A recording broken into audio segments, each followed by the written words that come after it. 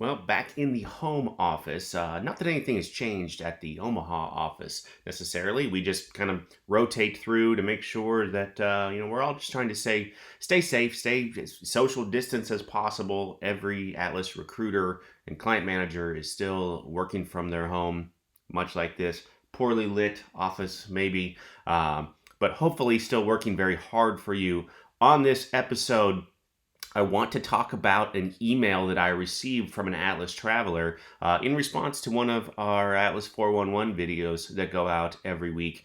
Just kind of that insider information, just kind of questioning maybe, I don't know, why they're traveling now and maybe asking for some advice on what to do and, how to navigate the world that we're in. Atlas All Access Home Edition starts now.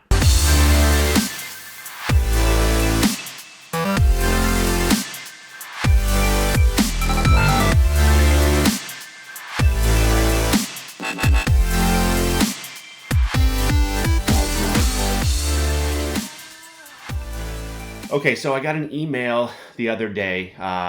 Allied Health Traveler sent me an email and asked a number of questions, and all of them they were good questions, but a lot of it was, just kind of maybe questioning why she was doing it in the first place. Should she keep doing it? And is it one of those things where, is it just the time, or is it really something with her profile?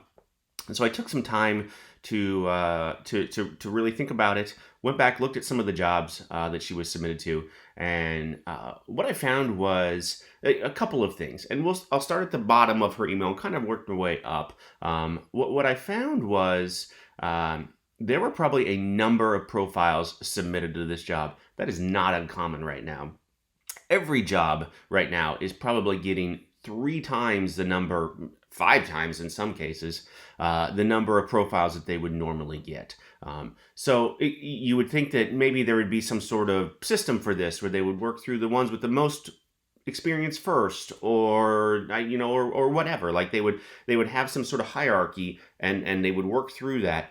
I can tell you that doesn't happen, because they're very busy at the hospital or wherever, whoever's going through those profiles first. Not an excuse, just how it is. And so what they do is they'll just maybe take a handful of them, interview those, and then offer from what they got.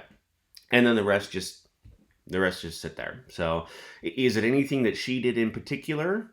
No, not at all. Was it anything that the recruiter did in particular? No. From what it looked like, the job opened, and then rather quickly, the profile was submitted. So was it a matter of time? No.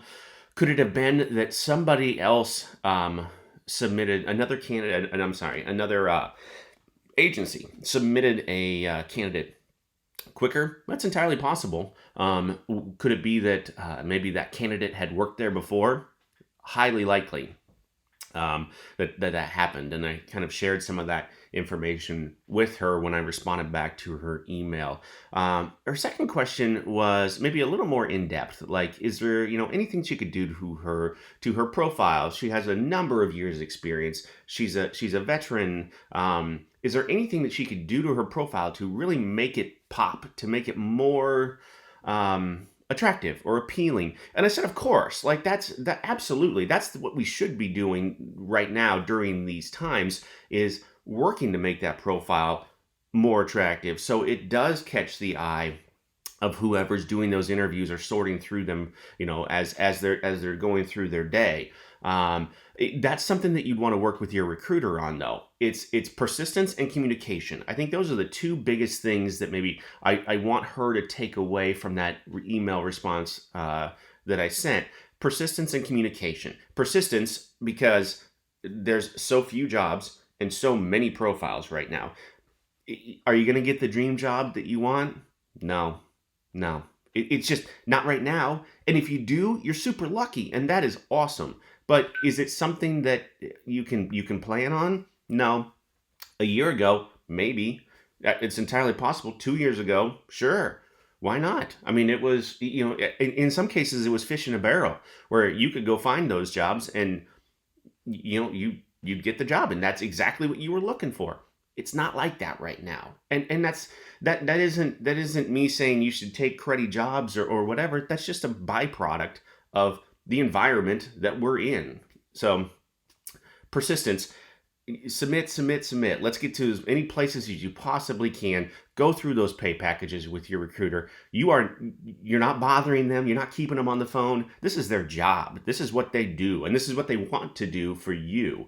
And then communication, talking to your recruiter consistently. Does it have to be every day? No, not really. If you're looking for a job and it's getting down to the wire, maybe. I've got one right now, very, very good friend of Atlas, who has been traveling for us for a long, long time, has been talking to her recruiter every single day because her contract's up in July and they aren't extending and she needs to find something. And she's a mother-baby nurse. Those jobs are very, very difficult to find right now. So they're talking a lot, virtually every day, sometimes just through text. However it works, the thought is communicate, over communicate. Talk I can tell you right now, your recruiter wants to have those conversations with you. They need to have those conversations with you right now in order to make sure that you're successful.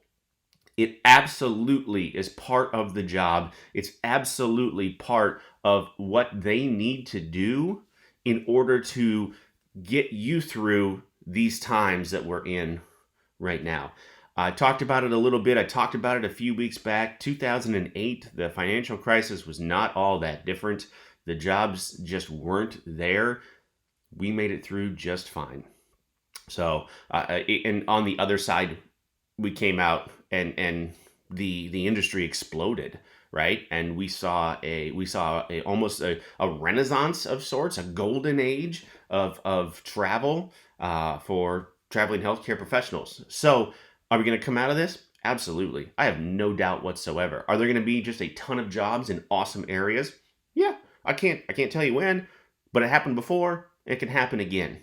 So I wish I had a crystal ball. I wish I could. When are the jobs coming back? I don't know. I really don't. But what I can tell you is I've seen this before. It's a cycle like everything else. Those jobs will come back. I absolutely appreciated getting the email from her and being able to sit down and respond one-on-one. I've said it before, I love talking to every one of our traveling healthcare professionals that either works for us, could work for us, out there on the road, happy with the company that they're with. There's always something to learn, and I learned just a little bit from this one too. And I figured, there's ways that we can get better here. There's ways that we can grow. And I would welcome those emails. Welcome that. Send them to me. They'll put my email address. Well, you know it. rsmith@atlasmedstaff.com. If you don't want to email, you can message me on Facebook. I'm always there. Always. Maybe too much, quite honestly. I'm always there to talk, especially if you have questions. Industry questions in particular. Now, your recruiter is your first line of defense, right? I can't find you a job. They know way better than I do maybe what you're looking for. But, thoughts of the industry or just in general, this is why I'm here. I'm happy to help. So, like my favorite, one of my favorite movie characters, right? Rocky Balboa said, it's not how hard you get hit, it's how hard you can get hit and keep moving forward. That's how winning is done. We're getting hit right now. Let's keep moving forward. And I guarantee that's how winning is done. We'll see you next week.